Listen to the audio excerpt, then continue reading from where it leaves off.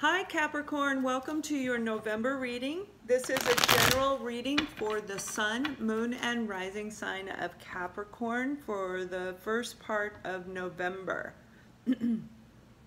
It will not resonate with all of you, so if it does, that is awesome. And for those of you that it doesn't, please check out your Moon and Rising sign. I would like to thank all of you who have liked, shared, and subscribed my videos, and to those of you who have booked readings and made donations to my channel. I love doing this for you. If you would like a personal reading, you can go to Ascending Soul's Journey. At the top you will see a tab that says readings, another tab that, oops, I didn't shuffle these, so let's shuffle these. You will see a tab at the top that says readings, and another tab that says guidance, and you can pick from there what is appropriate for you in your life and pay for it and send me the information as it shows on the screen, okay, on the website. So what we have for you, Capricorn. Okay, so when we're looking at career in finance, what we have in the end of October leading to the first week of November, leading into the second week of November. Now these energies can run from the end of October through the 15th of November. So keep that in mind because it can happen any time in that time frame. Some of you are getting communication regarding your work environment. You have an opportunity coming and it is keeping you up at night. You're nervous, you're scared. And what I'm hearing for this group of you, you actually are going to accept this new offer and you're nervous about telling the person that you are working for. Okay, there's a lot of battling, bickering. It's a dysfunctional environment, actually.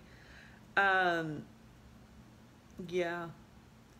And, you know, we have the Tower as a clarifier, and then we have the Death card. Death card represents endings, and it also can represent transformation.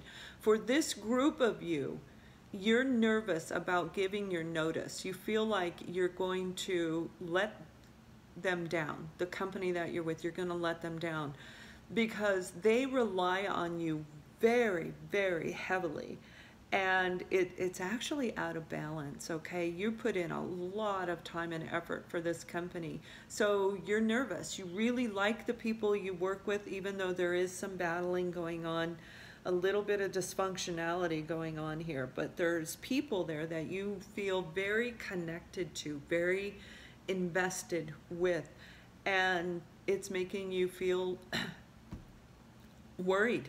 What are they going to do? Are they going to let me go? You know, this happened to me one time. I gave a 2-week notice, and 2 days after I gave the 2-week notice, they let me go. So I had planned on that money coming in, and they let me go. So it did kind of throw a little towering episode in my life at that time. That was like 20, 30 years ago. And but I do remember it vividly, actually, because it did cause some chaos in my life. Financially, it was like I really needed that 2 weeks of money. So I just got my PTO, and that's what took care of me, and I made it through, as can you. So for this group of you, this new opportunity is you're actually being guided to move forward into this new group, a new opportunity. This is going to be a wonderful environment for you. It's going to be passionate. You're going to have that energy again. You're going to have vitality that you lost by the company that you're in. But this communication is going to make you worried. And what I'm being guided to tell you is there's nothing to worry about. You have the Fool card, okay, and you have the Chariot, and this opportunity is a wonderful opportunity. Everything is going to be okay. The towering episode, if it happens to you, is going to be very, very little. It's not going to be a huge thing where you're going to wind up being completely flipped upside down. Now, for others of you, the company and organization where you're at are making a lot of changes. They are basically reconstructing the entire organization. So they're going to be doing a lot of things in a lot of different ways, and that has you nervous and worried because you don't know what they're going to do with you in your position. And if what I'm hearing for this group of you, it's like, can I live up to the expectation, okay, of the changes that are going to take place? And what I'm guided to tell you is, yes, you can. Now, you may be considering moving forward in a different direction. For this group of you that this is applicable for, you're being guided to move forward in what suits you best. If you choose to stay, you need to embrace that Fool energy and say, you know, I don't know what's going to happen. I'm going to get out of this negative thinking. I'm going to let go of this, and I am going to move forward and trust. Trust in the universe, trust in divine, that everything is going to happen the way it's supposed to happen. Yeah. And then when it comes to love, some of you are in a situation right now where you have communication coming back in from somebody in the past. Yeah. Yep, somebody from the past is returning. Now this is probably a soulmate relationship. Yep, I'm hearing, yeah, they said yes. It's a soulmate relationship, and they're coming back to, they're going to communicate with you. It's going to be very modest communication, and I'm seeing it via text message. And it hasn't been too long since you spoke with them, but it's been long enough for you to feel that, okay, it's over, it's done, I'm going to move forward. But what they want to do is come in and test the waters and see, are you mad at me? See how well you reciprocate with them. They want to come in and they want to start a new beginning with you, one filled with passion. They are going to actually speak their truth to you. And a lot of times that doesn't happen in soulmate relationships.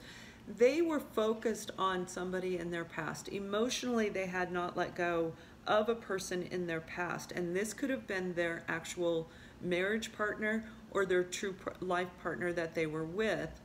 And they didn't tell you. They didn't tell you that through the divorce, they hadn't emotionally let go yet. You may have already had suspicion of this, but they are going to tell you that that is what's going on. I hadn't let go of them. I was still hoping that they would come back and beg me to come back to them. Okay, they hadn't let go, period. Now they see you. Through this whole journey, the soulmate twin flame journey is a very unique journey, and it doesn't compare to any other kind of relationship. There can be a lot of dysfunctionality in there, a lot of secrets, a lot of feeling betrayed, a lot of towering episodes. They led you to believe it was over, but with you. But through their healing, through what took place in their life, they now see you and they understand who you are. You are their soulmate, and they know this, and they want to actually move forward with you. They want to embrace this energy of the Fool, and you're actually being guided to do the same as well. So for some of you, you may consider going back with this person from the past, your soulmate, because there's still a lot of love there. Actually, I'm hearing there is a lot of love there. It was difficult for you to move forward, and they're coming back. Now, it may disrupt you a little bit, but they want to transform what was then into what can be in the future.